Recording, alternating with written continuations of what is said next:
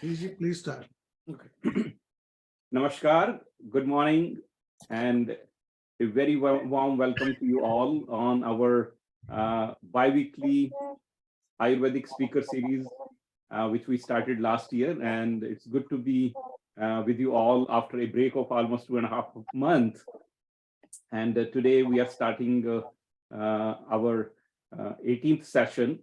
And the objective of this virtual speaker series is to give insight on the pharmacological therapeutic effect of top 75 traditional Ayurvedic medicine.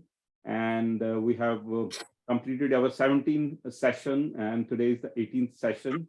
And we have some special guests and speaker. I extend a very warm welcome to you all. And first and foremost, our Minister for Mental Health and Addiction in Ontario, Honorable Michael Tibollo. Very warm welcome, Minister. Thank you for joining us this morning. And we have a special guest, Dr. Girish Teluji and Dr. Tanmay Goswamiji, and also two expert speakers with us, Dr. Satyanarayan and Dr. Rajendra Deshpandeji. A very warm welcome to you all. And of course, Palviji, Harishji, Shleshaji, and Madanji will be joining shortly. I see him joining. Good to be back again. And friends, just want to dwell upon quickly that we have recently completed a mission to India, in which our Honorable Minister Michael Tibollo joined us almost a 2-week, a very power-packed mission to India. And the objective of the mission was that how yoga, Ayurveda, meditation, and all ancient wisdom of India can help in tackling mental health and addiction issues. And we had a policy meetings with the policymakers. We had the meeting with the various institutions, civil society, and which we will hear from the minister, his experience. But to give you a glimpse, we want to extend or convey our very special thanks to Minister Sonowalji from Ayush, Rajesh Kotecha ji, Manoj Nisari ji, for their time, which we spent along with Minister, and also All India Institute of Ayurveda, where we spent almost half a day with them, with over a team of, I think, 30 to 40 people from the academia and from the healthcare professional side, and to giving insight to the minister and arming him with necessary knowledge, resources, contact, where we can follow this through further. And we also went to see Haridwar Patanjali Ayurveda Research Center, where a almost couple of hours trip or tour was given to showcase that how evidence-based research is happening on Ayurvedic products. And we want to say especially thanks to Baba Ramdev ji, Acharya Balkrishan ji, who gave immense time to minister. And along with Sister Shivani on meditation aspect, we went to the Wellness Retreat Center. And during this trip, friends, I just want to say that we met, it's this 2 weeks of our trip, we met almost one Chief Minister, Aditya Yoginath ji. Minister also got a chance to spend some time with him at his residence. And we met almost 3 federal ministers, 4 provincial ministers, and all the civil society.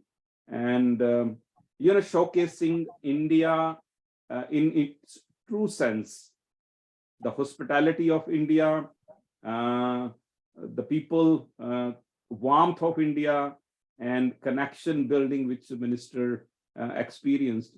And going to various, food stalls, and minister will share his experience. And we are very thankful that this trip as a part of our Canada India Foundation's objective that creating a better understanding of India here in Canada and vice versa. So that keeping that objective in mind, this trip went very successful. Ritesh, our national convener, he was very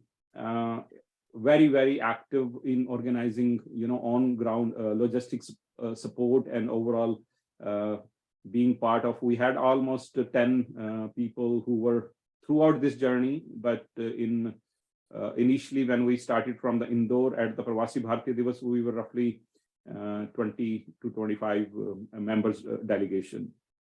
Thank you all, and we're looking forward to today's presentation. Before we begin, I think I would like to invite Minister Tibolo to share his experience with us all. Minister, very warm welcome. Thank you so very much. I know how busy you are. Thank you so very much for sparing some time to join us, and over to you. Thank you, Satish, and good morning or good afternoon or good evening, I guess, depending on where you are in the world. We had a wonderful trip. I mean, I think I could write a book out of the experiences that I had in really 2 weeks. It was incredible. From the food to the changes that I saw in India. I mean, I used to travel to India, I guess about 20 years ago when I was practicing law and representing some people in India and doing some work there. So I would go back and forth. And I can't believe the transformation that I saw from 20 years ago to today. So I have to say that the government's just doing an incredible job, and the people are transitioning into really a first world country with a burgeoning middle class and so many wonderful things. And the words of Prime Minister Modi resonated with me when he said that we have to keep alive all our ancient traditions and history, our language, our culture, but we have to modernize. We have to and he's doing it, because again, the culture that I experienced there, the things that I saw, the events that we traveled to, again, without getting into a lot of detail because there were a lot. I don't think there was a morning I got to sleep in. Most of the time, okay, we'll meet at 4 o'clock in the lobby because we have to be at such and such a place for 5 o'clock for this or for that. And so, in the nights, thankfully they left me alone at about 10 o'clock so that I could actually get some sleep.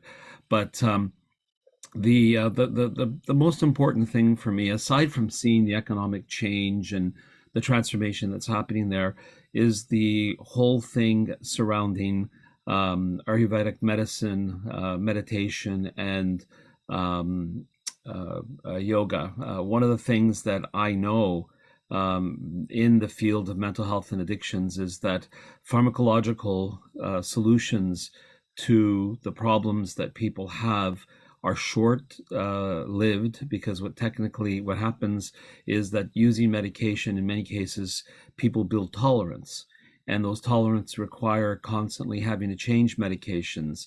But there are a lot of natural remedies that can be used, and a lot of power to heal is already inside the body. It just needs to be captured and expressed by ways that can be taught to people, because not everyone has that knowledge. Since coming back, I can't tell you how many people, having found out that I went to India for this purpose, have come to me and said, I do yoga every day. I meditate every morning. I meditate in the evening. It's made a huge difference in my life. And I've actually told people as well the importance of meditation and yoga, because I believe that that is a very important mechanism that can be used to deal with many of the mild and moderate types of mental health issues we have in the province. My focus is mental health and addictions, and I know that there are also huge benefits on the physical side to deal with many of the physiological issues that people have with Ayurvedic medicine, with yoga, controlled breathing, the meditation, the impact that has on things like blood pressure. There's a lot of value, and I don't know why it's not as well received here, or perhaps it's just a lack of knowledge. So a day like today and the things that are being done by the different organizations, the work that Satish is doing with bringing this forward and making it more of a front line or front page story instead of it being on the last page of the newspaper every day, that'll make a profound difference. I believe in moving it forward. I have already had some conversations in the ministry, and I'm waiting for a briefing that was promised to me a week ago, but I should get it this week in terms of the steps that I can take as government. We are looking at a private members bill to see what we can do to bring into the mainstream a day, a week, where we can have a celebration of what all these different philosophies and medicines and teachings can do to improve our lives here in the province of Ontario. We have a great opportunity, I believe. I think the population of Indians in Ontario is roughly equal now to the number of Italians. So if we can get our pasta and cannoli and the things that are Italian well known here and shared by everyone, I know that there's a lot of potential for us to teach the West about the benefits of yoga, meditation, and Ayurveda. So I don't want to take any more of the time because it's more important that I want to listen to the conversation, but I want to thank you all for the work that you're doing, wherever you are in the world, in bringing this forward. And I'm certainly an advocate and will be, supporting anything that I can do from the standpoint of government to ensure that it is recognized and that we're able to do more here to help the people of the province of Ontario. So thank you. Thank you. Thank you so very much, Minister, for your passion and commitment. And we're looking forward to working very closely with you. And hopefully we all will be able to make changes in the lives of people. With further ado, let me pass on to Dr. Harish Verma. Over to you to conduct the session today. Okay, thank you, Sriji, and good morning, viewers, and welcome to 18th session of virtual lecture series on pharmacological and therapeutic effects of top 75 traditional Ayurvedic medicines. Today, the topic is pharmacological and therapeutic effects of Ashwagandhadi Leyham. Friends, as all we know, we are passing through the post-COVID era. And in these days, many people are experiencing symptoms of long COVID, where the major symptoms of long COVID are tiredness, fatigue, which is experienced by many people who suffered from either COVID or who had COVID vaccine. And many people are complaining shortness of breath, cough, and they are also having difficulty in thinking, concentration, which we call brain fogging. And many people are complaining depression, anxiety. And interestingly, 5,000 years ago, our ancestral product called Ashwagandhadi Leyham. It is very, very much mentioned in our old text. And the main indications of Ashwagandhadi Lehyam are matching with the symptoms which I have already mentioned now, which are symptoms of long COVID, and how it can be effective in alleviating the symptom of long COVID. This we will learn from our experts today. We have two experts on this subject. Dr. Satyanarayan Bhattji is Principal and Medical Superintendent and Director Research and Development in Munyal Institute of Ayurveda Medical Sciences, Manipal. Welcome, Dr. Satyanarayan Bhattji, to our webinar. And we have Dr. Rajinder Deshpandeji, who is a emeritus professor and ex-principal CARC College, Akriti, India. Both experts will enlighten us about the benefits of Ashwagandhadi Leyham, and they will share their experience use of Ashwagandha Leyham. And today we have two special guests also. We have with us Dr. Girish Tiluji, who is PhD in Ayurveda. He is Executive Director of World Ashwagandha Council and Principal Investigator, Youth Center of Excellence, Savitri Bhai Phule, Pune University. Welcome, Dr. Girishji. And we have another special guest, Dr. Tanmay Swamiji, who is PhD in Ayurveda. He is Vice Chancellor of Sanskrit University, Mathura. Welcome, sir. And friends, we have Dr. Madan Thangaveluji from Cambridge. He will moderate the he will moderate the technical session. Welcome, Dr. Madan Thangaveluji. Thank you, sir. Harishji, namaskar. Satishji, namaskar. Minister Tibolo, namaskar. Very happy to have all of you here.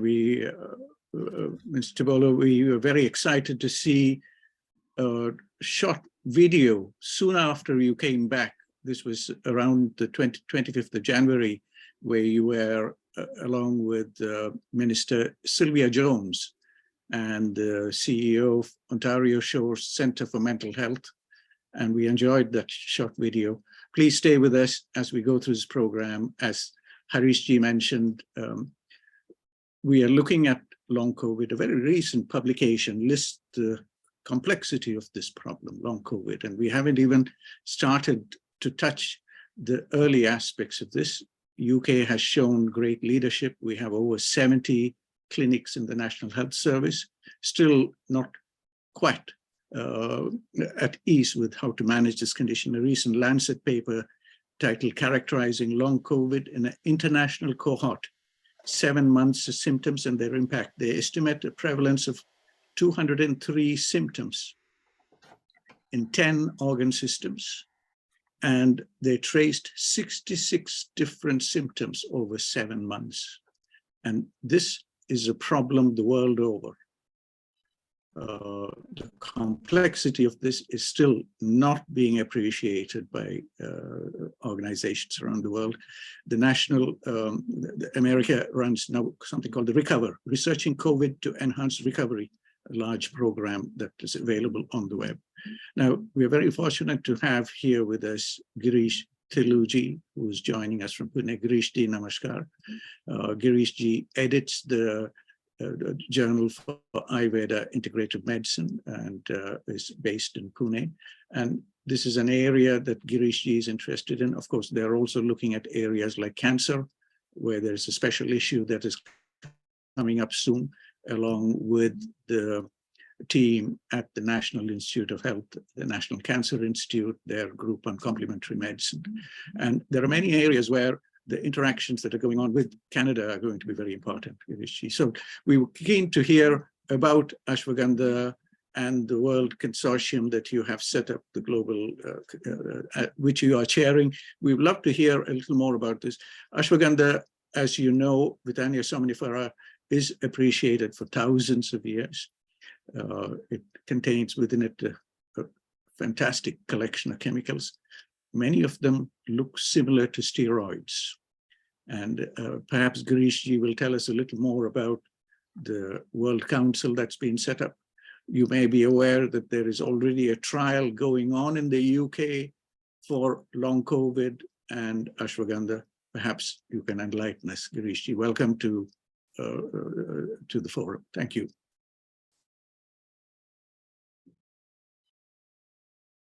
We would like to hear, Girishji, a little bit about what was the thinking behind setting up this World Council for Ashwagandha. As many of our viewers will know, the Ayurvedic Pharmacopoeia and the traditional Indian Pharmacopoeia has over 1,500 plants that are used routinely. We have a catalog of over almost 7,000 plants that are being curated and maintained online from Bangalore, from the Foundation for Revitalization of Local Health Traditions. And these are all part of the big mix. And we want to hear from you why Ashwagandha, why you've chosen this, and the longer term thinking behind this. Welcome to the group. Thank you, Madanji, and thank you, organizers, for this opportunity. Honorable Minister, Dr. Vermaji, Dr. Pallabiji, Ashleshaji, Madanji,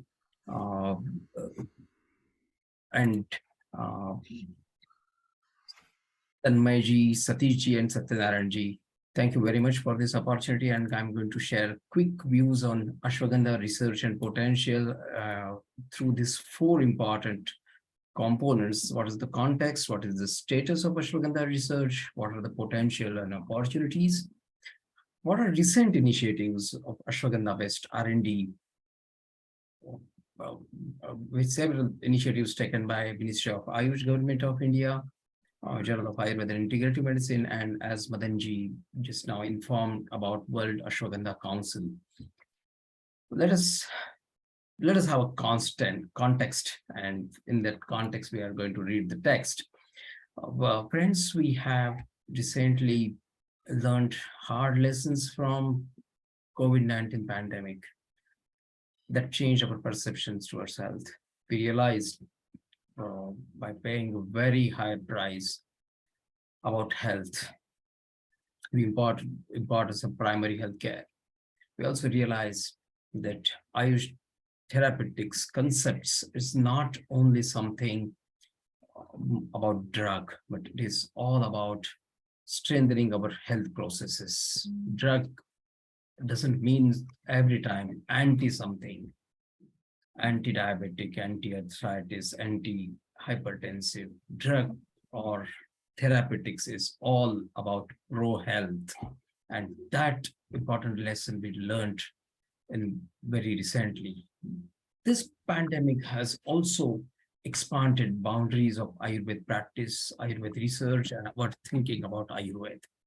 That initiated a great dialogue between Ayurveda and modern medicine expert, and we look forward towards progress of integrative medicine. As I said, health, there are changing perceptions. We realize limitations of outsourced health, prevention as priority, prevention and health promotion, revival of traditional knowledge, importance of research, and this is the time to prepare for a new era where we can promote and learn about Ayurveda as accessible, affordable, available public health solution. That is the true introduction of Ayurveda, not just it is great because it is ancient, but it is relevant in every time, relevant in all time and space, relevant in East as well as in West, developing as well as developed countries. Hence, that is the true introduction of Ayurveda. With this context, I'm going to discuss some research on Ashwagandha. There is huge upsurge on Ashwagandha research, especially for last 2 decades. Of course, in last 2.5 years, it again got a boost. At this point, when we are talking, today's data says Ashwagandha, there are more than 1,799 papers. This is all papers on PubMed, that is maintained by National Library of Medicine, the government of the United States. If we discuss about Ashwagandha research, there are many papers on Ashwagandha, and 95% of them is last 2 decades. This pandemic experimental research, as I said, most of the studies are on experimental studies. So we have more animal in vitro, in vivo, in silico studies than clinical research. There are more than 40 clinical trials, 14 clinical reports. These are the trials on Ashwagandha. The trial range from brain, geriatric, immunity that covers COVID-19, of course, metabolic diseases, reproductive health, rheumatoid and musculoskeletal diseases, sleep research, health promotion, brain research, and a large pie is contributed by research related to mind that covers psychology, psychiatry, stress.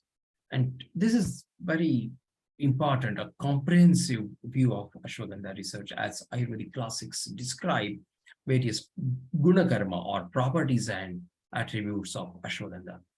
I will discuss what are the ongoing studies on trials in the West. I've taken United States as an example.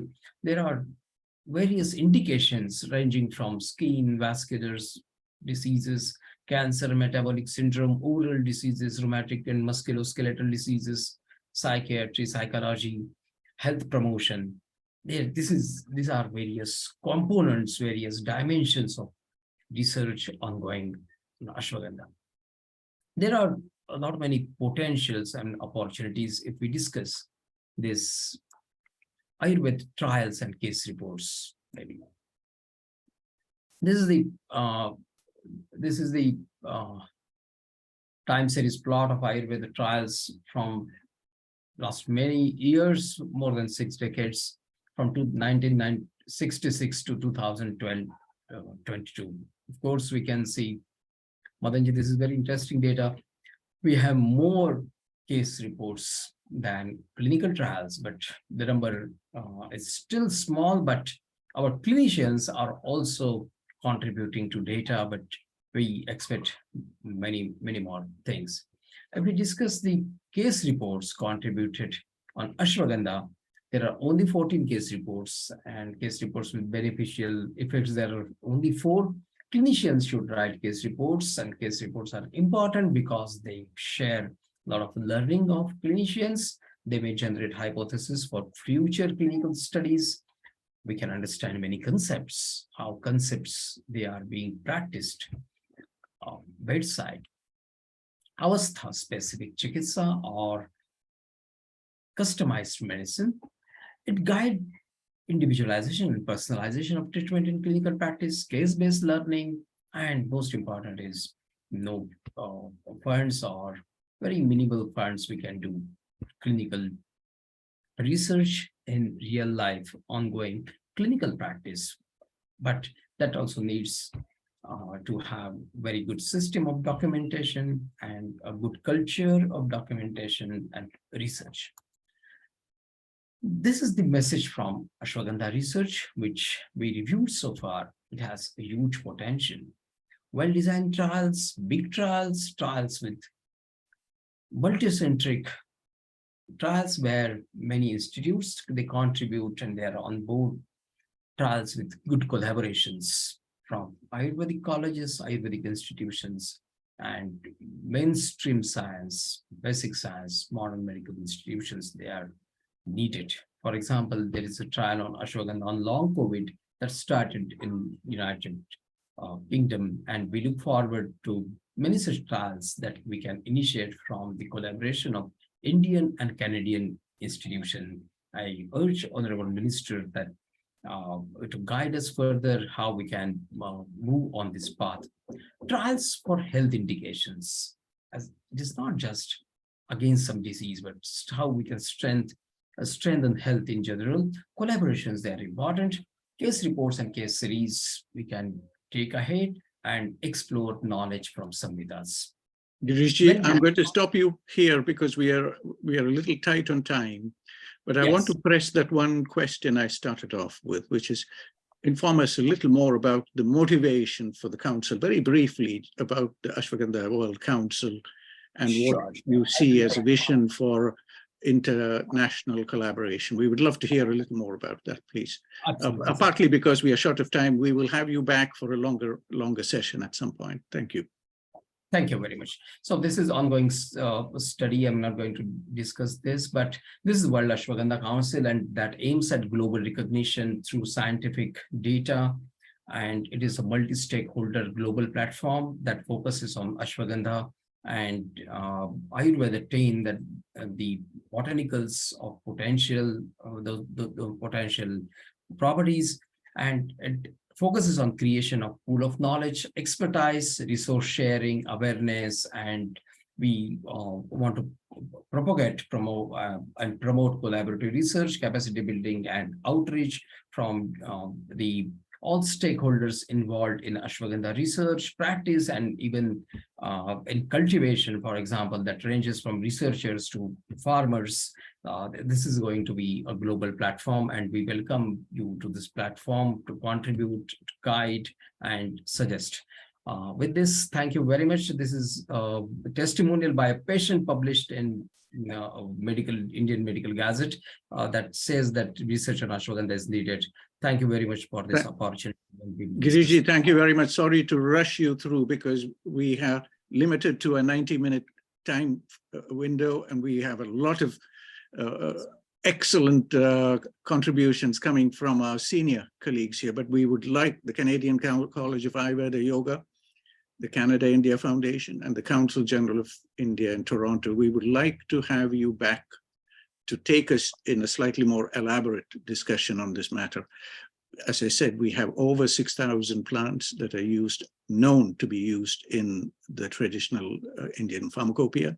And if each of these were to become a council, that was a lot of work. And we would love to hear how India is visualizing this for the future and how we can bring together dialogues with Canada, with the UK, and with the European Union, and of course, America too. Thank you. Please stay with us. There'll be questions here that you will be able to address. Now, we're very fortunate to have here with us more senior colleagues. I wish to invite our other special guest, Vice Chancellor of the Sanskrit University. Namaskar ji.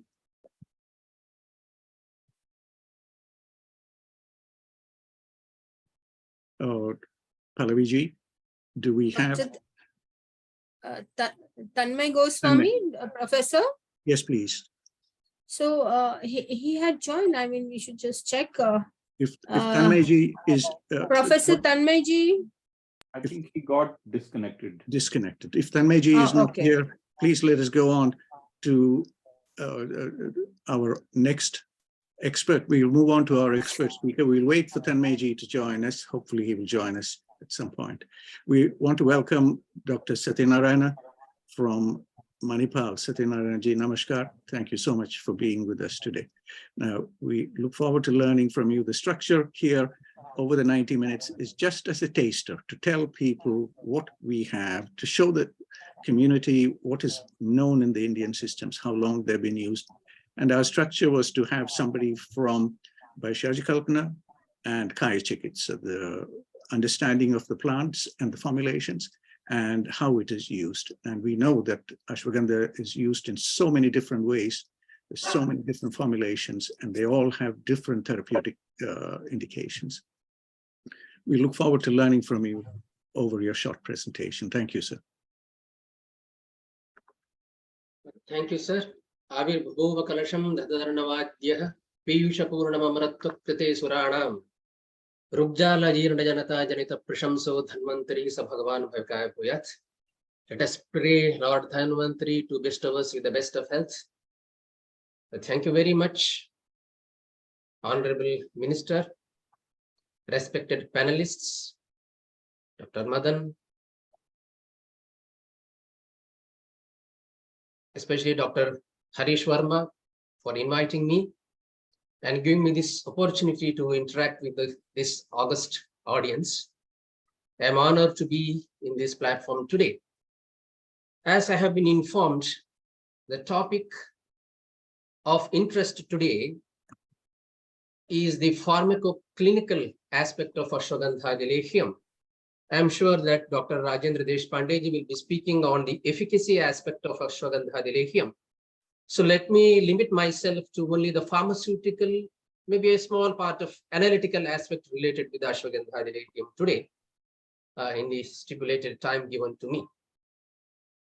So that is why I changed the title of my presentation as Pharmaceutical and Analytical Study of Ashwagandhadi Lehyam.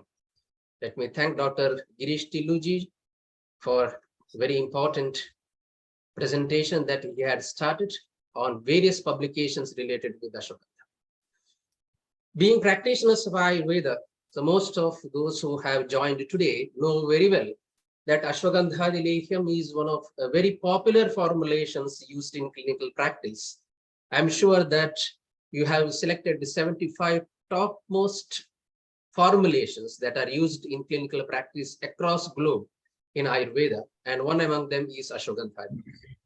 So when you observe the clinical uses of Ashwagandhadi Lehyam, most probably it is for Vrishya, Balya, and Rasayana effects. However, it has got much more clinical impact. We have some specific indications in Arśa, weight loss or emaciation as a consequence of various chronic disease conditions. And even in young children, we have such publications available online. Rakta Vikara, where Rakta Dosha and Vahasrotas are involved. Even in Arshas and psychiatric conditions like Unamada, Upadamsha, like sexually transmitted diseases, and very importantly in the treatment of neuromuscular conditions. We have evidences of efficacy of Ashwagandhadi Lehyam in the conditions like Guillain-Barré syndrome. We have also seen that it is useful in degenerative brain disorders like cerebral dementia. I'm not talking about Ashwagandha herb alone, but I'm talking about Ashwagandhadi Lehyam particularly.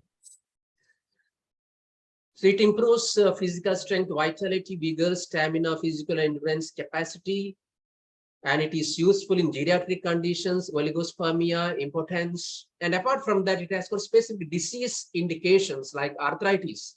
We have seen that in chronic arthritis like osteoarthrosis, it is very useful not only to regenerate the cartilages, but also it has got an anti-inflammatory and analgesic property because of the ingredients like Smilax, China, or Madhusnuhi that it contains. You may be knowing that Madhusnuhi Rasayana is one of the products which is used in the chronic arthritis-like conditions.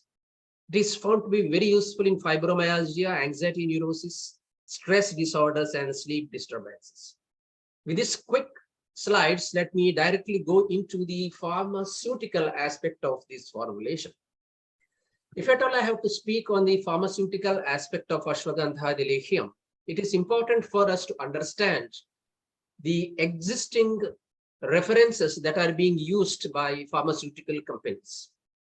If we evaluate Ashwagandhadi Lehyam or Ashwagandhadi Leha preparations, which follow under Leha category of formulation of Ayurveda, a semi-solid preparations, we can see that at least 3 different references are being followed by pharmaceutical companies. For as a practitioner, for a clinician, it is essential to understand which formulation he is using. Of course, there are names like Ashwagandhadi Lehyam, Ashwagandha Paka, Ashwagandha Rasayana, Ajashwagandha Rasayana or Lehya, with almost similar indications, but some changes in the composition. Today, I will be focusing only on one of them, that is Ashwagandhadi Lehyam or Leha. For this also, we are finding 3 different references that are being followed. One reference is from Ayurveda Formulary of India, which is being accepted and recognized by the department. And many of pharmaceutical companies, especially in northern part of India, are following this particular reference to manufacture the product. However, this formulation is not taken from any Ayurvedic classical literatures, but it is taken from Madras Pharmacopoeia, most probably based on the popularity of this product in clinical practice. A second reference is Ashwagandhadi Lehyam from Sahasra Yogam, another popular book in Kerala, also a recognized official book. Here, components are a bit different. And in the place of sugar, it is Guda or jaggery that is used here. Its main indication is Balyam. Third formulation by the name Ashwagandhadi Lehyam is actually the reference from Ajashwagandhadi Lehyam, but it is named as Ashwagandhadi Lehyam by majority of manufacturers in Kerala, including Kottakal Arya Vaidyashala, Aryavaidya Nilayam, and so on. And many of those companies have removed Aja Mamsa or goat's meat from the formulation, and other components they have used. The name given by them is Ashwagandhadi Lehyam only. It's very surprising to see that a few of pharmaceutical companies have written almost the same composition, but they have written as proprietary medicine. So this may lead to confusion until and unless you know which formulation you are going to use. So probably I will be concentrating only on that formulation, which is recommended by AFI or Ayurveda Formulary of India, which I have mentioned as Ashwagandhadi Lehyam 1. So these are the ingredients here. It has got a sugar and the main drug, Ashwagandha, Withania, somnifera, dried root, Shveta Sariva, Hemidesmus, indicus, dried root, dried chemocarps of Cuminum, cyminum, Shveta Jeeraka, dried tubers of Madhusnuhi or Chopachini, Smilax, China, and black dried raisins, which is vinifera, cow ghee, Elattaria, cardamomum, and water. Ashwagandha, the focus of drug today. Shveta Sariva or Hemidesmus indicus.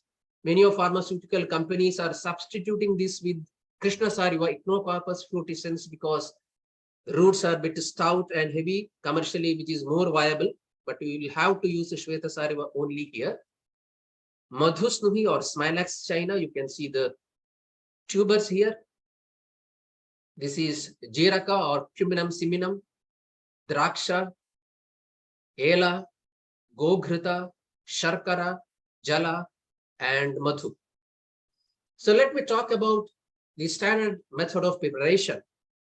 I have simply followed the description given by Ayurveda Formulary of India, which is being followed even in our pharmacy. Mentioned ingredients, especially herbal ingredients, are to be washed, dried, and weighed separately. Ingredients from number 2 to 5 and 9, that is Ashwagandha, Shveta Sariva, Jeeraka, Madhusnuhi, and Ela. So these are finely powdered separately because their hardness changes, and they are to be sieved through sieve number 85, so that an average size of particle will be around 180 micron, and this powder is mixed thoroughly. Then black raisins or draksha is kept soaked in water till it gets fully swollen. After that, water is decanted. The grapes are ground into paste. Then you have to take a wide pan, a stainless steel vessel or an inert vessel, and add cow ghee to it. Heat at low temperature till moisture is removed. Then paste of draksha is added to ghee, and it is gently fried very carefully to make it moisture free, and the paste of draksha releases ghee slowly. Then other powder ingredients we have mixed and kept aside are added to this. It is mixed very well, and frying is continued carefully till it becomes a soft bolus, brownish, aromatic, and ghee starts getting separated from the mixture. Ideal temperature to be maintained is between 80 and 90 degrees centigrade. Then you switch off this. You take another vessel, take water, add sugar in the mentioned quantity, and heat it to melt, and stir it continuously during the process till a thready consistency or tantumatvam consistency is attained. Then that syrup is filtered through a muslin cloth. Now this syrup is added to the fried pulp which we have taken aside, and again start heating this in a wide mouthed pan very carefully with constant stirring. Maintain temperature at around 90 degrees centigrade. Don't allow it to cross 100 degrees centigrade. And wait till all the typical features that are mentioned in classics appear. We call them as avaleha siddha lakshan. Take a drop of the mixture and add into water. See that it doesn't disperse. After completion of procedure and all the features appear, you switch it off and keep the content aside and allow it to cool to room temperature. And once the mixture is cooled, add honey. According to Ayurveda, honey should not be heated. We are finding so many cuisines internationally where honey is being heated. We have mentions in classics that honey should not be served even in hot vessels. And there are scientific works carried which indicate that HMF level, furforaldehyde level increases if honey is heated, which is toxic. So always in an avaleha preparation, when you add honey, it is to be added only when the mixture is cooled to room temperature. You mix it well and store the formulation in airtight container and keep it in a cool place and away from direct light. I mentioned you that you have to stop heating when the features of avaleha paka appear. So let me quote those classical features. I'm sure that all Ayurvedic doctors who are here know this very well. Just to refresh your memory, these references are in Devanagari script. I will read it. So when we speak about these features, these characteristic features are divided into two phases. First phase is about those features which indicate that the process is about to complete, not yet complete. We call them as asanna paka lakshana. And second are the second phase features, which are the features that indicate that paka is complete. We call them as a siddha lakshana. Asanna paka lakshana are yada darvi pralepaha syat yada va tantuli bhavet. That is, when you prepare the product while heating, you lift the medicine with the help of a ladle and see that the medicine is getting stick to the ladle and it falls, forming a thready consistency with a continuation. Then we say that the paka is about to finish. So in this stage, you have to be very careful. Temperature has to be lowered. Stirring is to be continuously maintained. Overcooking or burning should be avoided. Next is toya purne yada patre kshittona plavate gudaha. Take water in a vessel, add a drop of the medicine and see that it sinks without spreading.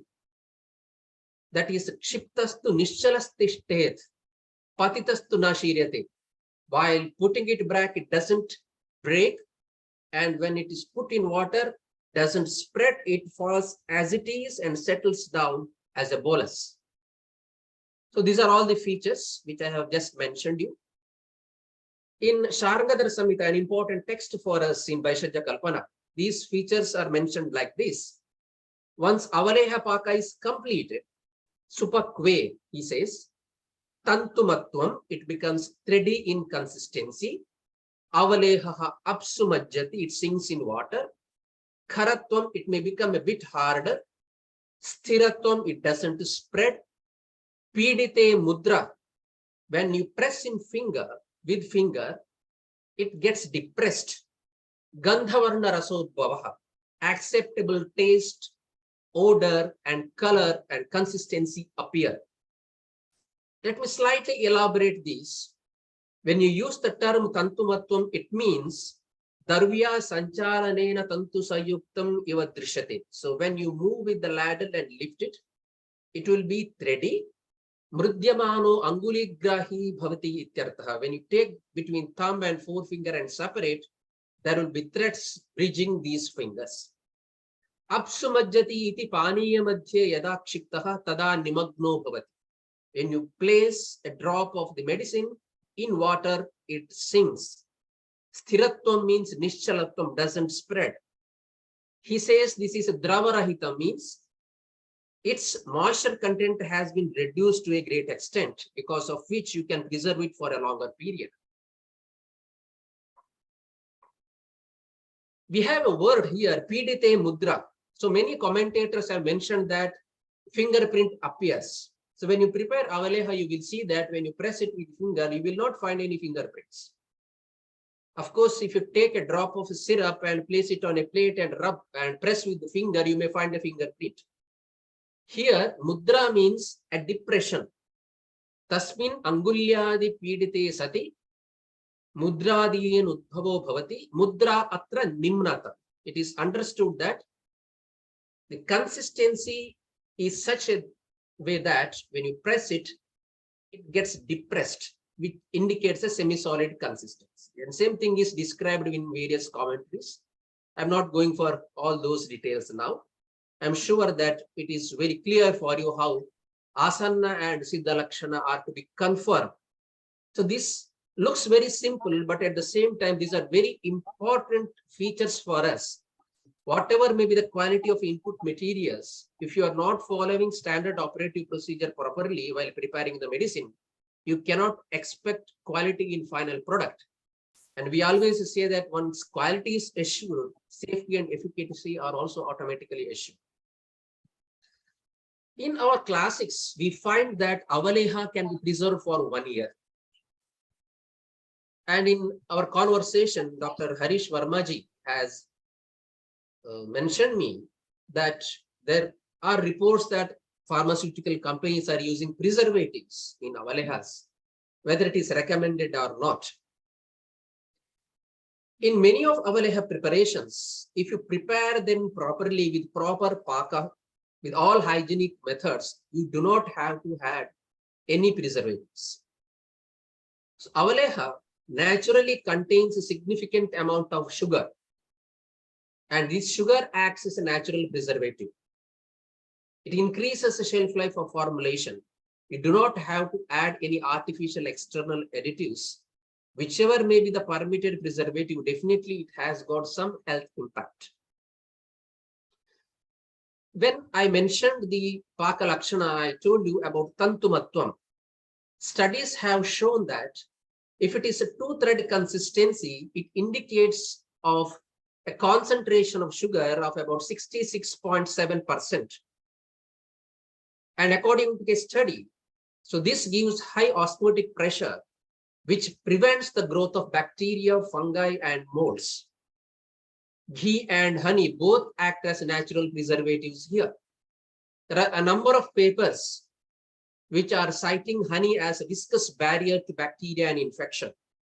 Hence, there is no requirement of a preservative. However, there are some avaleha preparations like say Kushmanda avaleha, which has got comparatively a short shelf life. Or Haridra Khanda, which has got milk in it, which may not be preserved for 1 year. In such situations, if at all you want to preserve it for a longer period, you may have to add preservative. For Ashwagandhadi Lehyam, we have seen in our pharmacy that it is not required. However, pharmacopoeia has accepted the use of preservatives like benzoic acid, sodium benzoate, methyl and propyl parabens in a quantity of 0.01%. I want to mention one of the comments that we have recently received, being a member of a pharmacopoeia committee. So I would like to mention this. There was a concern on adding sodium benzoate to Chavanaprasha avaleha. One of the scientists had written a letter to pharmacopoeia committee. He stated that sodium benzoate reacts with vitamin C that is present in Chavanaprasha leha, and benzene gets liberated, which is toxic. In a reply to this, pharmacopoeia committee has written that the amount of vitamin C present is very less, the quantity of benzene liberated is very low, and we do not have sufficient literature to say that what amount of benzene is toxic. And till now, sodium benzoate is an allowed preservative, so it may be used, but we definitely need further research in this regard. When analyzed, this Ashwagandhadi Leyham found to possess alkaloids, flavonoids, phenolics, tannins, carbohydrates, steroids, triterpenoids, saponins, and also inert sugar, and naturally it's because of the addition of honey. Very quickly, I will mention other two Ashwagandhadi Lehyam also to make the presentation complete. This is the second reference of Ashwagandhadi Lehyam, which is taken from Sahasra Yogam.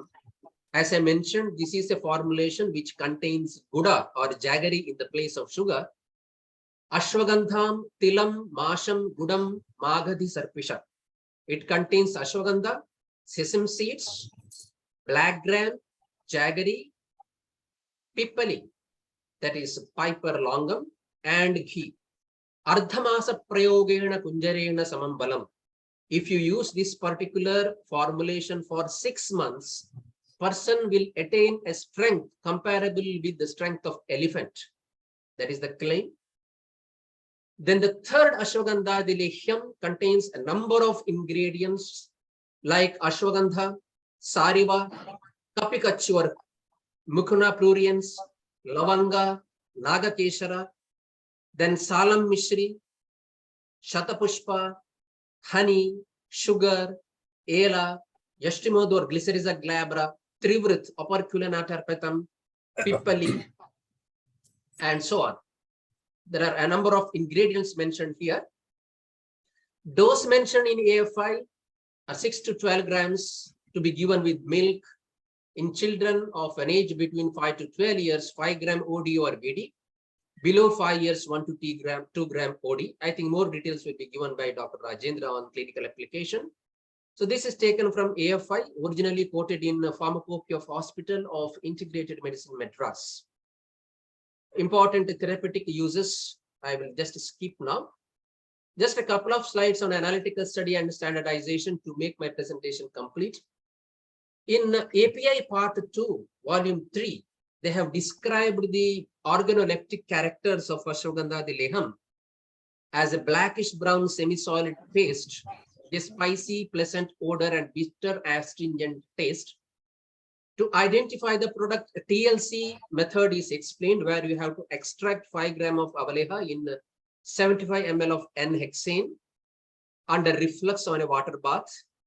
This extract is used and it is applied on chromatographic plate in a quantity of about 10 microliters and develop the chromatogram. The mobile phase used is ethyl acetate, toluene and ethyl acetate 9:1. You can run it for about 8 centimeters. After drying the plate, derivatization is done by spraying N-acetaldehyde sulfuric acid reagent and heating the plate at 105 degrees centigrade for 10 minutes. Then you will see about 6 spots that are appearing on the plate. 4 of them with RF values 0.1, 0.15, 0.26, 0.42, all bluish gray in color. And those spots with RF value 0.54, 0.7, which are purple in color in visible light. So these are the standards for AFI mentioned Ashwagandhadi Lehyam. API also says that total ash should not be more than 2%, acid insoluble ash should not be more than 1%. Under extractive values, water soluble extractive should not be less than 46%. Alcohol soluble extractive should not be less than 19%. And loss on drying, that is a moisture content, should not be more than 28%. And pH can be between 4.7 and 5, slightly acidic. Some other paper that is published has carried out phytochemical qualitative tests of Ashwagandhadi Lehyam. This paper says that alkaloids are present in N-hexane extract,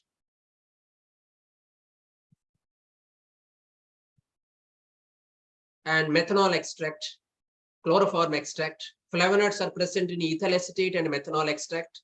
Phenolics and tannins are present in ethyl acetate and methanol and water extract. Carbohydrates are present in aqueous extracts.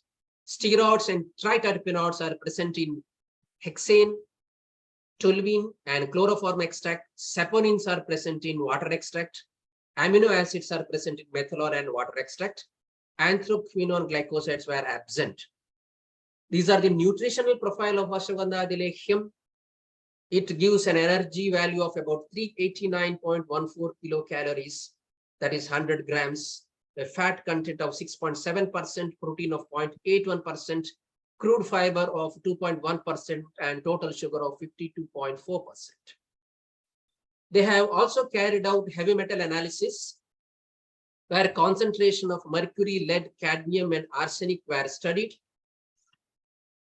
And the levels were 0.02, 0.19, 0.18, 0.48 ppm respectively, which are well within normal limits as per the description of WHO. I'm sure that you know that heavy metal limits mentioned varies from country to country.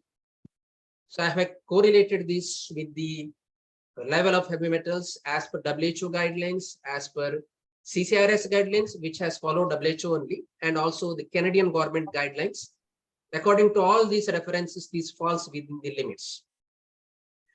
A study is done by Rashid and et al., where FTIR, HPTLC fingerprinting and heavy metal determination, and also microbial contamination for E. coli, Staphylococcus, aerobic bacteria, yeasts, and mold were carried out on Ashwagandhadi Lehyam. These are the values. Sorry that I'm not going for the details because of the time constraint. And based on his analysis by FTIR and HPTLC, he could identify withanolides. He could also quantify withanolide A in Ashwagandhadi Lehyam, which he could use as a chemical marker for standardization.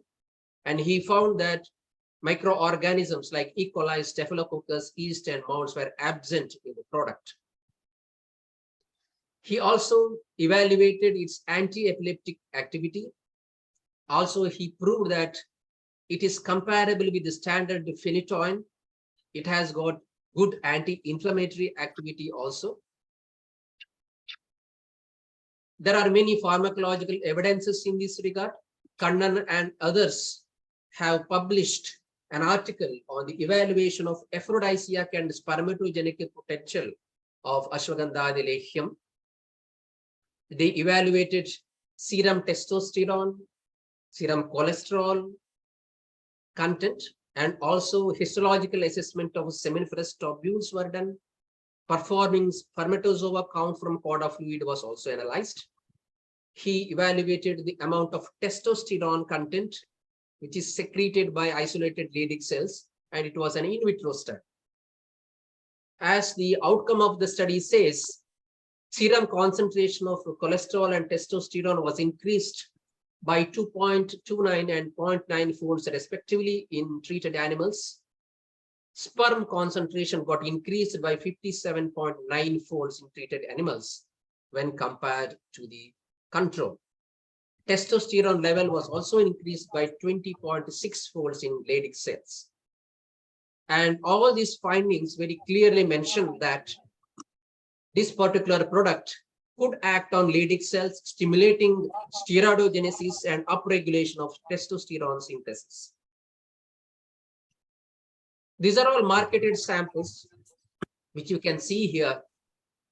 Dabur and SDM College of Ayurveda, Udupi, and also our pharmacy follow the reference of AFI. Kerala Ayurveda is following the reference of Yoga Grantham from Kerala, which is similar to Ashwagandhadi Rasana, which I just mentioned you. So these are a few more market samples that you can see here from Vaidyarattam, from Elattaria. So I just highlighted this particular formulation here, marketed by Nagarjuna, where he has given the name on the label as Ashwagandhadi Lehyam. But when you see the ingredients here, these ingredients are of Ashwagandhadi Rasayanam. You can just see here Ajamamsam is mentioned, Capra species. So until and unless you check the content, you cannot prescribe a product. That is why I simply mentioned this. There are a number of papers on clinical evidences, case studies on Ashwagandhadi Lehyam itself that are published. I'm sure that my next speaker is going to highlight these and also discuss this particular aspect. So this is the reference which is followed by many Kerala pharmacies by the name of Yoga Grantham from Ashwagandhadi Rasayana, which actually is Ashwagandhadi Rasayana. Let me conclude with this presentation. Sorry that I was a bit fast. Ashwagandhadi Lehyam is definitely safe to administer. However, you will have to take into consideration of the diabetic status of the patient. And there may be certain conditions where Ashwagandha in crude form, in powder form may not be indicated, but in modified form is indicated. Hopefully we may discuss this later. And its effect is very significant in improving quality of life, VAS score in pain management, and in anxiety and depression conditions. It improves Hamilton Depression Rating Scale and also PGI memory scale. It also indicates its Rasayana effect. It improves the testosterone. It's useful in erectile dysfunction and also it improves the seminal parameters, which confirms its Visha effect. It's effectively used in several neuromuscular conditions. Identity, purity, quality of raw materials are. May I interfere, Dr. Satyanarayan? This is the last slide, madam. Okay. Standard operative procedure should be followed, and final product needed to be tested for quality parameters so that we can assure the product quality, and automatically safety and efficacy are also ensured. Thank you very much for your patience. Thank you very much for giving me this opportunity. Sorry that I might have just crossed the time limit. Thank you, Professor Bhatt. Thank you so much. You have taken us into the finest details of the different formulations and the different ways in which you administer these things. There are many other questions, but as I said, these are taste tests. 90 minutes is too little to go into the depths of these formulations. So we all join you. Thank you for this wonderful presentation. Please stay with us because we will have questions that will come up in the chat box. We will quickly move on now. What Professor Bhatt has shown is the need for a certain kind of mastery, not only about the text, but also mastery over the language. And we are very fortunate that we have here with us from Mathura, the Sanskrit University, not only a Sanskrit scholar, but also an Ayurvedic scholar, Dr. Tanmay Goswami. But before we go to Tanmayji, Pallaviji, your hand is raised. Yes, I had a quick question to Dr. Satyanarayan. Could we leave that for later? Otherwise, we're going to interrupt the flow. But please stay with us. Please stay with us, Pallavi, because we are slightly behind our schedule, 90 minutes. Tanmayji, namaskar, pranamji. Namaskar.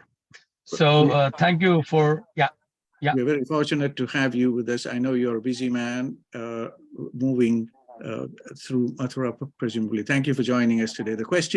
We have a question that's come up, and that is this: the mastery of this subject of Ayurveda requires an understanding of the language, right, and also some sensitivities of how you prepare formulations, like what Professor Bhatt has just shared with us. Now, this formulation, and particularly the major ingredient, ashwagandha, is used so extensively in so many different formulations. And when it is prepared differently, it has different indications. Now, you are an expert in this space. You know the language, you know the subtleties. Please guide us into understanding these complexities. Thank you, sir. Thank you, doctor. So when it comes to language, as Dr. Satyanarayan Bhatt, who is a great authority in this subject, has covered a lot of points and maximum area, what I feel. And one very beautiful verse has come in Sahasra Yoga, one great book which gives a reference of Ashwagandhadi Leyham, is Kunjena Vat Balam. The power is like an elephant. An elephant is considered as a very powerful when it comes to a power, like horsepower and elephant powers are the very high powers in sense of stamina. So if you see strength is with lion, if you see all these analogies in Vedic literatures, three animals has been very powerfully given use as an analogy.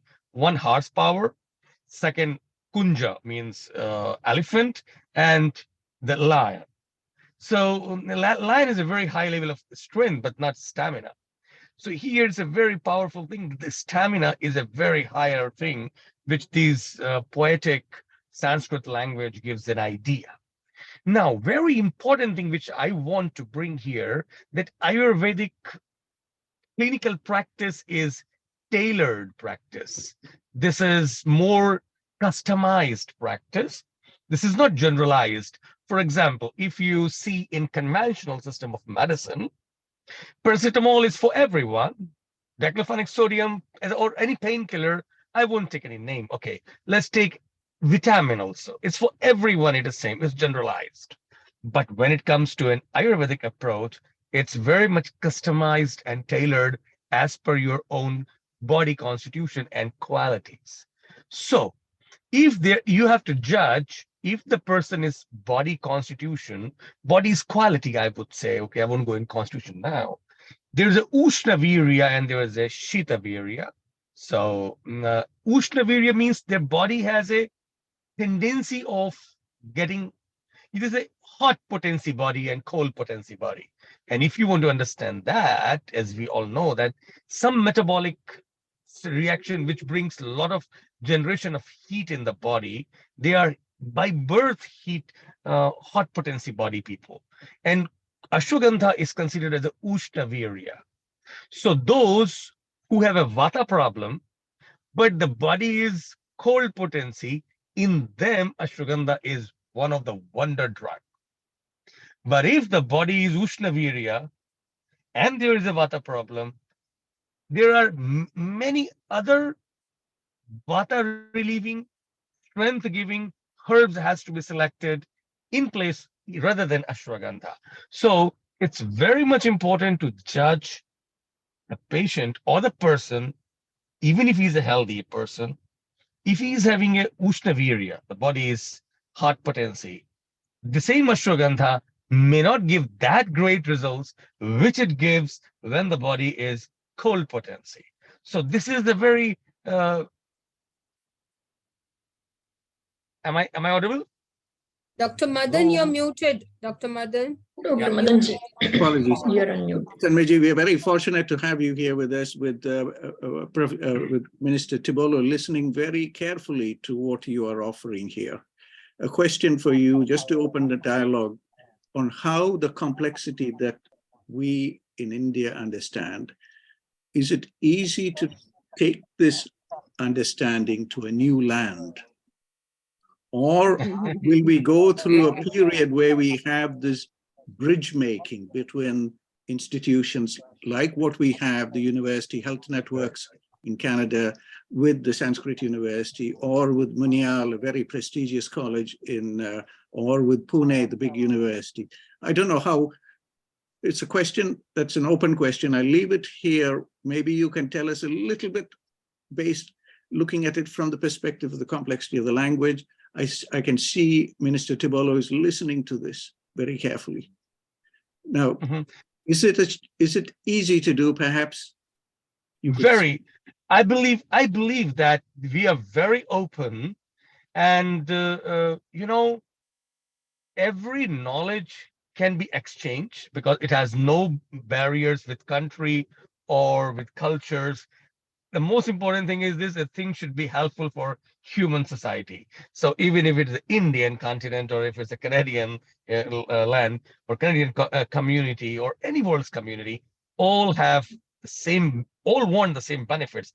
And this global world, we all have to exchange good from each other. So I think that it's a time where the whole world is a one small family, and where we need to exchange these knowledges, and we are very open. Our university, Sanskriti, is very open. We are open for all MOUs and all type of possible things to bring up. Professor Goswami, stay with us on that thought. Before we move to our next speaker, I just want to get a sentence or two from Minister Tibolo in response to this comment. The point here is there are many complexities and nuances that are embedded in culture and language. And unless you appreciate that, including the fine details of how you make a preparation, how you test the quality of a preparation, can we transfer all that to another culture? And this is that issue. I mean, you are faced with this when it comes to mental health, a big need across the world. Yeah, I am listening to this very intently. I think at the end of the day, the science is the science is the science, and it can be taught. I think we have one distinct advantage in Ontario. We have, I believe, 900,000 South Asian Indians that live here. And there are some, thankfully, we're blessed with having some people that know Ayurveda medicine. So I think the knowledge transfer, the collaborations that can be done between India and Canada have a really good start, with already having the connections between the two countries, having the people in both countries. And then again, we bring a lot of Indian students to Ontario to study. we have to start looking at perhaps bringing some Canadian students to India to study. So this way we have that transfer of knowledge between countries. So I think it's very possible, and it's all very interesting to me how all of this is. Your Excellency, thank you for being with us, for adding that little bit. I can see chair of the Canada-India Foundation, Satishji. Satishji, just a line from you, just to reinforce that point that Minister Tibollo has offered before we move to our next expert speaker. Thank you, Satishji. Unmute, Satishji, you're muted. Thank you. Sorry, yeah, excellent points, Dr. Madan and Minister. So at Canada-India Foundation level, that's what our goal is, that we bring the best of the best, from the research side, that how we can connect at the different academic as well as healthcare research institution level. And one of the area which I think would be very of interest to Minister, that this particular product, which is Ashwagandha Lehyam, 27% of the all research paper are on this product, and basically having an implication on the mind, anxiety and depression and all. So basically connecting some of mental health professionals with some of these institutions would be very key, that how this, even if, starting with the South Asian community, who understand this product well, whose body is a kind of a DNA or a body composition is basically such a way to adopt to these kind of products to start with. It would be an excellent project to begin with. Satishji, please stay with us. We want to take this forward as we come to the end of the second presentation. This is a very important point that we are trying to distill out of these contributions today, particularly the implications for mental health and the guidance and the leadership that Minister Tibollo is offering us and Ontario is showing us. Deshpandeji, Pranamji. Thank you for joining us today. Yeah, thank you. Thank you. So okay. There's one question that's in the chat box before you started. Yeah. Okay. Young people want to know what brought you into Ayurveda. Actually, this is I can say it's not a predetermined thing that I have come to the Ayurveda. To be very honest, it's my biology was the favorite subject from the 8th, 9th, 10th, and 11th and 12th. And then, in the Indian system of education, we have after 12th, we have to decide where to go. That means medical, engineering, etc. So naturally, I was intended to go for the medical science. But at that time, the BMS course was a very lengthy course. And so I determined no, not to go for this Ayurveda lengthy course, because I missed my opportunity to go for allopathy. And then I shifted to what you can say the BSc as a pure physics and chemistry biology. But then after my completing first year of this FY BSc, again the opportunity come from the Indian government that they made the course concise and 5.5 years. And then immediately I take a jump to join this particular course. And that particular whole thing, likings and all the, what you can say, the propagation, etc., come through. That means it's not a predetermined thing that I was because I then traveled a lot, 1993 to 2014. I traveled America, Switzerland, Italy, Germany, and Spain. And I am doing all the time online and offline, what you can say, the consultations. Today's my job is very easy because you have already completed each and every point of Ashwagandha. Actually, the discussion, my topic was merely the Ashwagandha and not exactly the Ashwagandha Lehyam. So if you can allow me that I can just share my few experiences that I do in my practice. I'm not going to read each and every slide because everything has already been discussed a lot. So let us go for directly what I want to say. For example, importance of synonyms. This is very interesting because I personally feel that it gives the anatomical and morphological clues concerned with the plant, and we can also understand the functions and the properties of the plants. Okay, so these are the different synonyms. I am not going to read out of that, but Balada is important thing that Ayurvedic Charak has included that group, giving the strength to the physical body. Then we go for important things. For example, we treat always on the basis of the Rasavirya Vipaka and the Dravya Guna Karma Siddhanta. That is helpful for our medical practice. Also the Samanya Vishesh Siddhanta. That is how the properties are similar in the plant or the medicines and how the properties are in the disease. So here you can see that Madhura, Tikta and Kashaya Rasa, Vipak is Madhura and Veerya is Ushna. The last point is very important that Goswami has pointed out, that we take care of this particular Ushna Veerya. That is the most important thing I want to convey within this 5 minutes presentation. So of course, I'm not going to say each and everything. You just focus on the where I have used this. For example, adaptogens of stress, physical, mental, emotional, I use definitely this particular plant. Then going further, I can say, for example, here, mouse dhatu, med dhatu, but basically it is acting on the mouse and the shukra dhatu, and it is controlling the vata and kapha, because you know both have the shita property. Vata is a Tatranuksho Lavushita Sukshmashtarulan, but kapha is also a shita property or the cooling property. So naturally, Ushna Veer is acting opposite to these properties. So this is the most important, and the action on the Shukra Vasukas is predominantly, we can say, because of the Madhura and Ushna Veerya, it is Vasa pacifying, and Tikta and Kashaya, it's pacifying the kapha. So we give always for the nourishment purpose, especially the Shukra and Mouse Dhatu, and we use it as a rasayan drug for the Vata Kapha biotype and the Vata Kapha problem. This line is very, very important, or the take-home message from my side, that this we use in the Vata Kapha biotype as a preventive and Vata Kapha problems. Okay, so which problems? For example, the debility. But every time when you see each and every slide, don't forget Vata and Vata Kapha only. Whenever there is any Pitta element, I never use this Ashwagandha, because I have seen a lot of side effects of this particular plant. Okay, so for example, I used as an adjuvant to the tuberculosis patient, cancer patient, arthritis patient. Again, in every slide, I will shout aloud that Vata and Vata Kapha elements. If there is hemoptysis, for example, in tuberculosis, I have to use this Ashwagandha with Vasava Leyham and not alone. Whenever there is a little bit Pitta element, I always try to compensate with anti-Pitta type of Anupana. This word is very important, Anupana. So milk is the best Anupana. Kshira Paka is the best recipe to give as a supplement whenever there is a Pitta. So tubercular cough, bronchiectasis. Whenever bronchiectasis, you can understand there is a difference in emphysema and bronchiectasis. I'm not going into detail, but bronchiectasis, there is a huge accumulation of cough with lot of expectoration. And emphysema, there is a breaking of alveoli. I never use Ashwagandha in this emphysema, but I use it in the bronchiectasis. In bronchial asthma, there are two varieties, dry variety and with a lot of mucus. So I always use when there is a bronchospasm and the sticky mucus is coming, then only I use Ashwagandha. I never use in the dry cold and dry cough.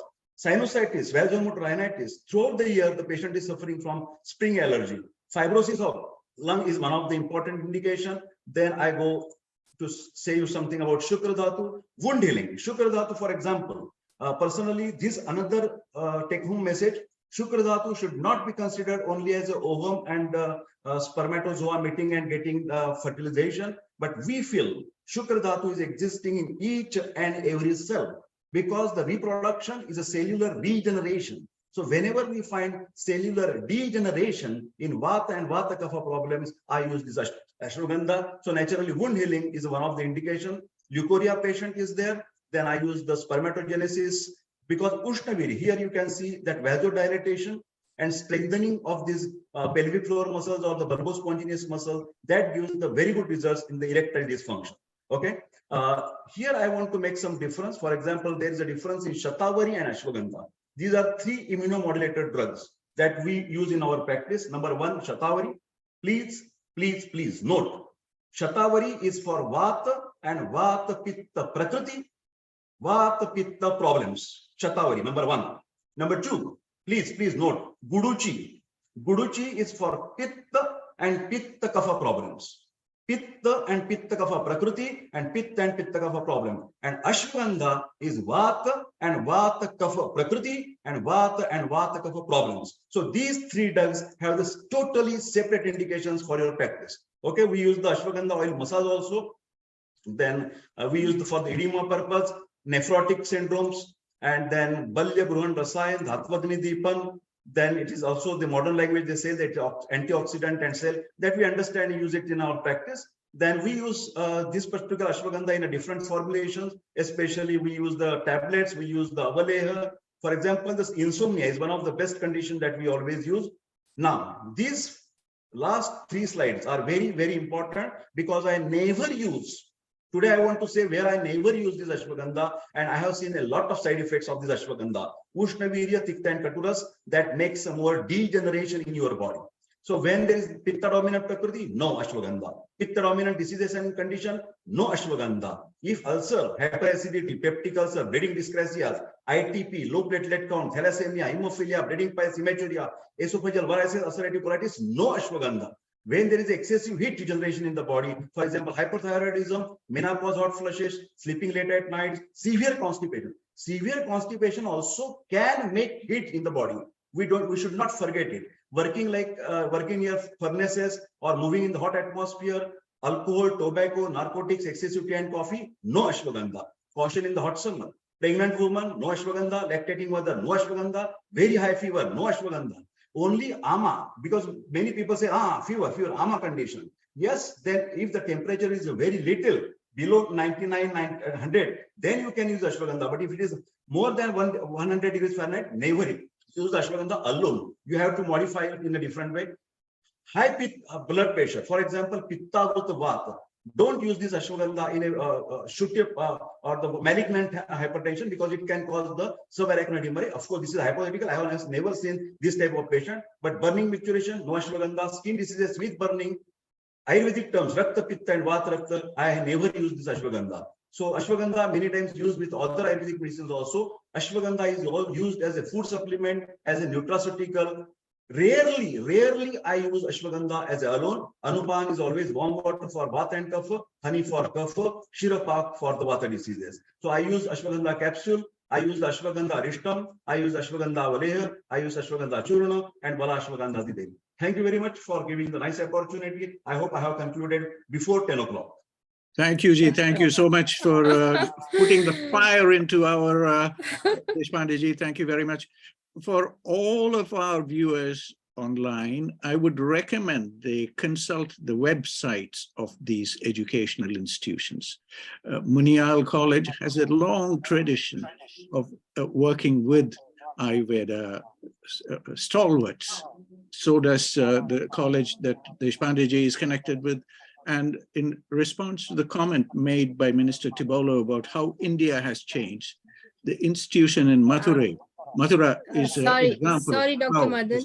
Dr. Deshpande, please lower your, offload your screen, please. Stop screen share. Stop sharing. Now, we are very fortunate. So this is the message here is there is an opportunity to reach into the depth of the educational systems that we have in India, the long history and a desire from a place like University Health Networks and Toronto and Ontario and Canada and the Commonwealth of Nations. And there is a lot of opportunity for education to take out the subtleties out of these things. We are very fortunate to have here Dr. Baswati Bhattacharya, who is Baswati Ji, namaskar. Baswati Ji connects with the Cornell University. She is a Fulbright Fellow who did her PhD at the Banaras Hindu University in India, having completed a MPH and an MD in Harvard and other places in America. Baswati Ji, question for you. You've seen the energy today on the subtleties of ancient formulations and how they work. Girish Ji, in his first presentation, showed the number of cases that are being reported by practitioners on the benefits. We talked about mental health. Minister Tibolo touched on this, about the activity that's going on. And then the subtleties of language that Tanmeji talked about. Now, you are into the education area. You've been to the best medical schools. You've been to the prestigious Banaras Hindu University. Tell us a little bit on how the challenges you foresee in bringing these systems together. It is very clear that it has to happen.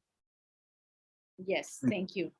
There is a lot of misinformation about ashwagandha, as Andrew Weil put it, the Indian Viagra, or people who are saying that, you know, this extract and the way that the extract is used of ashwagandha, they're trying to compare it. And as Professor Deshpande was showing the slides on the contraindications, I was thinking, yes, this is what we learned in the Shastras.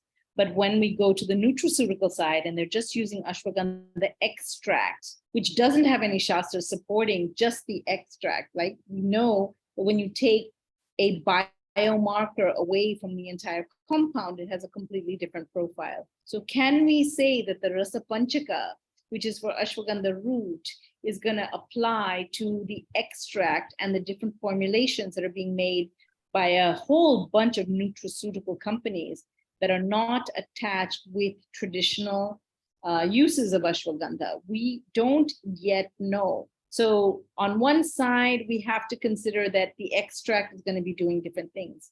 But what Dr. Deshpande said, which was amazing, which was, look at the contraindication, look at the heat that it's producing, look at the things we need to be watching for. So when we have all these classical formulations that we're using of ashwagandha, like the Leyham or like the Bala ashwagandha oil, we need to be thinking about the conditions in which we use them. How do we interface that with modern research and modern education? It's a big challenge because most of the people that are not technically oriented will listen to the first thing that a scientist says. And most medical schools have media departments that will take whatever the scientist done on a rat study or a cell culture study that implicates a possible potential putative something, and they'll declare that as fact, which of course is not, right? It's just a preliminary study, but non-technical people will not understand that and they'll run with it. And that is how they increase market shares. That's how they increase the economic value of ashwagandha. So we have to be a little bit wary about how research is self-promoting false things that are not going to come out for a while. And the education is tough as well. When I talk to Ayurveda students, they want to hear about the classical things in the Shastras and not about the extract. And when I talk with pharmacology students or medical students in MD programs, they want to know about the standardized SOP, the standard way of producing it. And they don't want to listen to the kind of wisdom that Professor Deshpande or Satyanarayan Bhattji are going to provide from vast knowledge of Dravya Guna and Bhaishaja Kalpana. Is it a difficult, is it a bridge? Is it a gap difficult to bridge? It is if you have people that are clinging to their side. If someone says, no, the extract is the only way because it's standardized, we don't want to take the root because it's variable, you're going to have problems. If you have Ayurvedic people that say, no, the root is the only way, and we won't listen to any of the data behind the extract, which is a kind of a derivative, right? It's not that we don't have extracts in Ayurveda, it's just that we extract things into milk and oil and ghee. We don't extract things into methanol and CCl4, so there is a need for people. Thank you. You are the perfect example of how somebody has bridged this divide. And we want to see thousands of people like you who will come out of bringing education systems together. Please stay with us. I want to bring in Ashleshaji. Ashleshaji, namaskar. Please stay with us, Bhaswati, because you have shown us how the worlds can be bridged. So thank you, Madanji. Just quick question, and I'm very glad that Dr. Bhaswati ji mentioned about how the extracts are not only the way. No, more than that, just I wanted to say two more things, that we have to look Bhaishajya Kalpana. When we say the topic Bhaishajya Kalpana, we have to look why these different things are given. Why only Lehyam? We don't do Lehyam, and where we give tablets, we don't do Lehyam, or we don't do Tailam. There is a vast difference where to which, what to use. That point has also to be very well mentioned. The question here is this a divide difficult to bridge? Are the positions too deeply entrenched? No. History tells us that there are no divides that cannot be bridged. Yes, it might take time. No position is ever entrenched. There will always be ways to find a way out. And I feel that we can make this happen, and we can take many of these challenges forward, particularly in the context that we are seeing getting strengthened, the context that the minister is showing us. I don't know, Ashleisha ji, if you agree. No, thank you. I thought I wanted to say something, and that's why you gave me a chance, and that's why I raised my hand. But thank you for that. And of course, bridge can be, of course, we can definitely work on that. It's not an impossible thing. Of course, it will take time. It has taken. We are still came for far longer. So it is possible now. World has become small, so something will come out. I may not have direct answer to this, but there are chances. That's what I'm very positive. Ashleisha ji, please stay with us because we are coming to our end of our 90 minutes. We've gone 5 minutes past the 90 minutes, and we still have Minister Tibolo here with us. We have Satish ji here with us. I'm going to leave this question with Satish ji and Minister Tibolo. Is the time right? From what I can conclude today, we have educationists here with us, principal of medical college, we have the vice chancellor of a university, and we've touched on that issue of language, the importance of language, intercultural dialogue, and with all of you there in Ontario and Toronto already setting the ground for these developments in a very difficult area that the world has no solution for, mental health. And we've learned today from our presentation how there are already solutions. These are not solutions made yesterday. These are safe solutions from thousands of years. There is an incredible opportunity for us. I leave it there with the last word from Satish ji and then from Minister Tibolo before the floor goes back to Pallavi ji. Thank you, Satish ji. Thank you, Madan ji and Bhaswati ji. You've been a pioneer looking at the both sides of the medicine, from the Ayurvedic and the modern medicine. You are such an authority that listening from you, that yes, it's a difficult path, but how we can bridge this gap. One key area which we've been working on, that with the help of Minister Tibolo, that first and foremost, we need to get Ayurveda recognized, regulated in different parts of the world. Because when it is being regulated, recognized, then the conversation from Deshpande ji, as rightly said, that Ayurveda is all about tailor-made solution. This is not a one pill which can be given to everybody. It has to be a very tailor-made. So we need to create more and more practitioners in every society so that it can be a customized solution can be provided through that. And for that purpose, and first and foremost, which we are working on is that how we can fast track the regularizing, Ayurveda, so that it's standardized studies, trainings, all that can be implemented, and the way a modern medicine practitioners take care of the patients, and same way the Ayurvedic doctors can also have a book of their own patients to prescribe based upon their own individual prakritis and compositions of the body. So that's what my 2 cents on that front. And thank you, Satish ji. We will listen from Michael. Michael, we have reached a point where we can see a healthy tension that is developing here. And that healthy tension is infectious. And we want to create something out of this. Your words, please. Yeah, I found this a very interesting conversation, and I'm delighted that a lot of what was discussed I didn't understand. And I'll tell you why I say it that way, because what it tells me is that the science is a lot more advanced than people would perhaps like to admit in the West. And that makes me very happy, because it means that Ayurveda has come a very long way from the standpoint of establishing its place, not maybe to substitute Western medicine, but to complement the work that's done.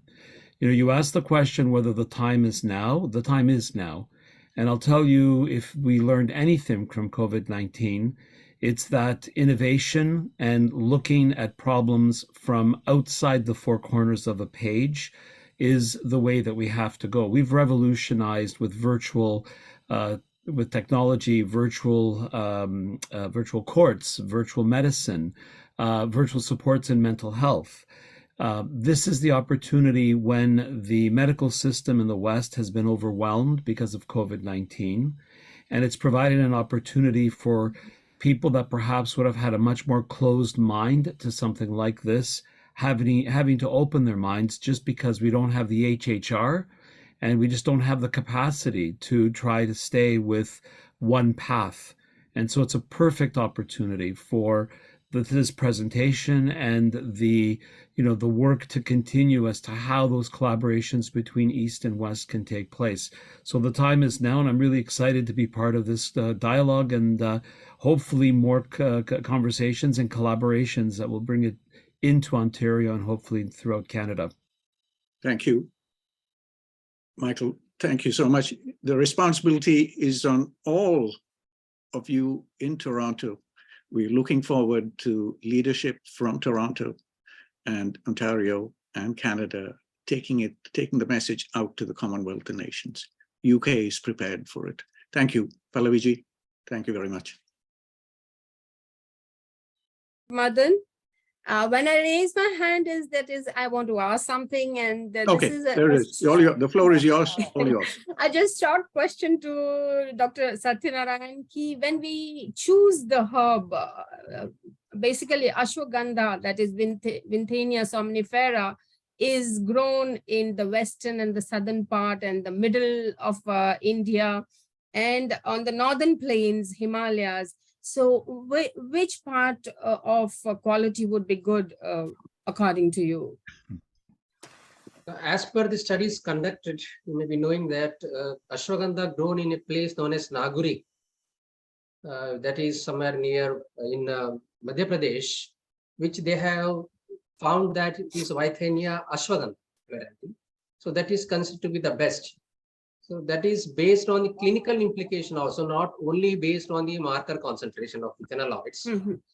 But however, this is a very important question because in our pharmacy also we have experienced that out of 13 samples that we collected, 12 of them could not qualify the API standards themselves. I'm not talking about the advanced instrumental technology of analysis. Basic physicochemical parameters like extract values also could not be passed. So majority of the pharmaceutical companies, they are using Ashwagandha. I'm not sure that it is of optimum standard. There are samples which are grown in a part of Karnataka, northern part of Karnataka, which is cultivated in the black soil. That is also having good amount of marker compounds in that, and therapeutically also effective. There are lots of information on this. If time permits, we will speak on that. Thank you. Thank you. That was very informative. So it's been wonderful, and I just wanted to tell the minister, Ashwa means horse and Gandha is smell, odor, or it relates. So that's how the name has come as Ashwagandha, which was the main ingredient of Ashwagandha Leyham today. With this, I take the opportunity to thank our minister, Mr. Michael Tibello, to be here with us and sparing his valuable time. I thank our special guest, Dr. Tanmay and Girish Tillu, for giving their expert comments, and our expert speakers, Dr. Rajendra Deshpande, Satyanarayan ji. You all have been just amazing and beautiful. Excellent presentation. Thank you very much. And I express my sincere thanks to Satish ji from Canada India Foundation, who's been so instrumental, and Consulate General of India in Toronto, Canadian College of Ayurveda and Yoga. Thank you very much. And Association of European Ayurvedic Association, where Dr. Madan ji is very active, and Association of Ayurveda Academy, Ayurveda Union of Midwest, Ashlesha ji from Chicago, and American Association of Ayurvedic Professional. Thank you very much, all of you. And I thank Tatastu, Pravasi Media, Television, Y Media for supporting us technically. And last but not the least, Dr. Harish Varmaji, Dr. Madanji, Bhaswati ma'am. It's been wonderful to have you all on the platform today. And Ashlesha ji. I would like to say the next talk will be on Avipattikar Churna. That will be on 19th of March, the same time. And above all, I would like to seek blessings from Lord Dhanvantari and thank the audience to be with us today. Thank you very much. Wish you all a very happy new year, because after the last year, we are meeting first time in 2023. Thank you all. Happy Holi.